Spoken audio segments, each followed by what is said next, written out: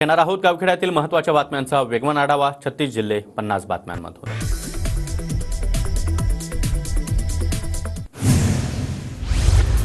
दीक्षाभूमीवरील तोडफोडी प्रकरणामध्ये वंचितच्या शहराध्यक्षासह 15 जणांवर गुन्हा दाखल. बेकायदेशीरपणे जमाव जमून आंदोलन केल्याप्रकरणी बजाज नगर पोलीस ठाण्यात गुन्हा दाखल.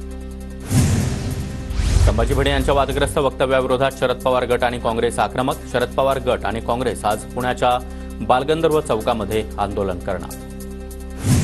परळीमधील गोळीबार प्रकरणी मुख्य आरोपी अद्यापही फरार. आरोपीच्या अटकेच्या मागणीसाठी आज परळी बंदची हाक. 29 तारखेला अजित पवार गटाचे सरपंच बापूराव आंधळे यांची हत्या झाली होती. नागपूर हिट अँड रन प्रकरणामध्ये अटक केलेल्या रितिका मालू हिला कोर्टाकडून जामीन मंजूर. रितिका मालू हिनं दारूच्या नशेमध्ये भरधाव कार चालवत दोघांना चिरडलं होतं. नाशिकमधील ट्रान्सपोर्ट असोसिएशनचं उद्या कामबंद आंदोलन. असोसिएशनकडून जिल्हाधिकारी कार्यालयावर मोर्चा काढला जाणार. पुणे जिल्ह्यातील 8 तालुक्यांमधील पर्यटन स्थळांवर जमावबंदीचे आदेश. मावळ, मुळशी, हवेली, आंबेगाव, खेड, जुन्नर, भोर त्याचबरोबर वेल्हा तालुक्यातील पर्यटन स्थळांवर बंदी. पुणे जिल्हाधिकाऱ्यांचे आदेश. गोंदियामधील नवेगाव नागझिरा व्याघ्र प्रकल्पातील पर्यटनाला 30 सप्टेंबरपर्यंत बंदी. पावसाळा असल्यानं व्याघ्र प्रकल्पातील पर्यटन 3 महिने बंद असणार. कोकण, विदर्भ आणि मध्य महाराष्ट्रामध्ये पावसाचा अंदाज. तर जुलै महिन्यामध्ये चांगल्या पावसाची शक्यता हवामान खात्यानं अंदाज वर्तवला. गोंदिया जिल्ह्यातील देवरीमध्ये दमदार पावसाची हजेरी. पावसानं हजेरी लावल्यानं शेतकरी सुखावला. मात्र अद्यापही दमदार पावसाची प्रतीक्षा. नाशिकमध्ये घराचा स्लॅब कोसळून भाऊ बहीण गंभीर जखमी. पेठ रोडच्या वाल्मिकी आंबेडकर आवास योजनेतून बांधलेल्या घराचा स्लॅब कोसळला. गणेशोत्सवासाठी उद्यापासून एसटीचं आरक्षण सुरू. 60 दिवस आधी आरक्षणाची मुभा. गणेशोत्सवासाठी विशेष गाड्यांची सोय. संत ज्ञानोबांची पालखी 2 दिवस सासवडमध्ये मुक्कामी. सासवडमध्ये दर्शनासाठी सकाळपासूनच भाविकांची मोठी गर्दी. सासवडमधील पुरंदर महाविद्यालयामध्ये 3D रांगोळीचं भव्य प्रदर्शन. 1 जुलैपासून उद्यापर्यंत हे प्रदर्शन वारकऱ्यांना पाहता येणार. पुणे सातारा महामार्गावरील शिवरे आणि खेड शिवापूर गावाच्या हद्दीमध्ये रस्त्याची दुरवस्था. रस्त्यावर मोठमोठे खड्डे पडल्यानं नागरिकांचा संताप. रस्ता दुरुस्त करण्याची ग्रामस्थांची मागणी. हिंगोली जिल्ह्यामध्ये मनोज जरांगे यांच्या उपस्थितीमध्ये 6 जुलैला मराठा आरक्षणासंदर्भात जनजागृती रॅली. कळमनुरी तालुक्यातील सिंदगी गावातील तरुणांकडून भर पावसात पत्रिकेचं वाटप.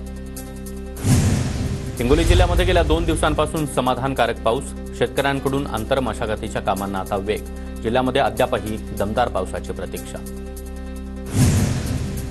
कल्याणच्या काळसेवाडी परिसरामध्ये नोकरी लावण्याचा आमिष दाखवून 40 लाखांची फसवणूक. आरोपींविरोधात कोळसेवाडी पोलीस ठाण्यात गुन्हा दाखल. आरोपींचा शोध सुरू.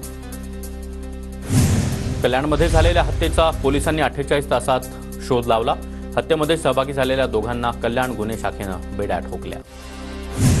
गोंदिया जिल्ह्यातील 56 ग्रामपंचायतीची पोटनिवडणूक जाहीर. विधानसभा निवडणुकीसोबतच ग्रामीण भागामध्ये ग्रामपंचायत निवडणुकीचा धुरळा उडणार. यवतमाळ जिल्ह्याच्या उमरखेड शहरातील छत्रपती शिवाजी महाराज चौकामध्ये रस्त्याची दुरवस्था. पावसामुळे रस्त्यावर खड्ड्याचं साम्राज्य. नागरिक त्रस्त. पुण्याच्या राजगुरुनगर एसटी आगारामध्ये मोठाले खड्डे. खड्ड्यांमुळे प्रवाशांना नाहक त्रास. खड्डे बुजवण्यासाठी एसटी महामंडळानं पुढाकार घ्यावा. प्रवाशांची मागणी. लाडकी बहीण योजना महिलांपर्यंत पोहोचवण्यासाठी अजित पवार गटाकडून उपाययोजना. बारामतीमधील शहर कार्यालयामध्ये योजनेचे अर्ज भरण्यासाठी महिलांची गर्दी. जुलै आणि ऑगस्टमध्ये 10वी-12वीच्या फेरपरीक्षा होणार. या परीक्षांचं हॉल तिकीट आजपासून उपलब्ध होणार. राज्य परीक्षा परिषदेच्या वतीनं आयोजित केलेल्या शिष्यवृत्ती परीक्षेची गुणवत्ता यादी जाहीर. 31,394 विद्यार्थी पात्र. राज्यामध्ये 2,04,29 कोटी दंड वाहन चालकांनी थकवला. तर गेल्या 5 वर्षांमध्ये आकारलेल्या दंडापैकी राज्य सरकार केवळ 35% दंड वसूल करू शकला. वाशीमधील कृषी उत्पन्न बाजार समितीमध्ये भाज्यांची आवक घटली. पावसामुळे भाज्यांचे दर वाढले. लाडकी बहीण योजनेसाठीच्या अटी शिथिल. योजनेसाठी डोमेसाईलची अट आता मागे. तर जन्मदाखला ग्राह्य धरण्यात जाणार. सरकारकडून 31 ऑगस्टपर्यंत मुदतवाढ. लाडकी बहिणी अर्जासाठी पैसे घेणाऱ्यांना जेलमध्ये टाकणार. मुख्यमंत्री शिंदेंचा स्पष्ट इशारा. ज्यांना सख्खा भाऊ कळला नाही ते लाडकी बहीण योजनेवर बोलता. विधानसभेमधून मुख्यमंत्री एकनाथ शिंदे यांचं नाव न घेता उद्धव ठाकरेंवर निशाणा. अमरावतीमध्ये लाडकी बहीण योजनेतील लाभार्थ्यांची आर्थिक लूट, उत्पन्न दाखल्यासाठी तलाठ्यानं महिलांकडून 50 रुपये घेतले, तलाठ्यावर गुन्हा दाखल. यवतमाळमध्ये लाडकी बहीण योजनेच्या कागदपत्रांच्या पूर्ततेसाठी महिलांची तहसील कार्यालयामध्ये तुफान गर्दीमुळे शहरातील तहसील चौकात वाहतूक कोंडी. चंद्रपूरमध्ये लाडकी बहीण योजनेच्या कागदपत्र पूर्ततेसाठी महिलांची गर्दी उसळली. गर्दी हाताळण्यासाठी जिल्हा प्रशासनाकडून मनुष्यबळात देखील वाढ. 2 दिवसांमध्ये लाडकी बहीण योजना बंद होणार या अफवांमुळे गर्दी झाली. योजना चांगली असली तरी देखील त्यासाठी लागणारी कागदपत्र काढण्यासाठी महिलांची दमछाक होतीये. साताऱ्यामधील कराडच्या महिलांनी भावना व्यक्त केली.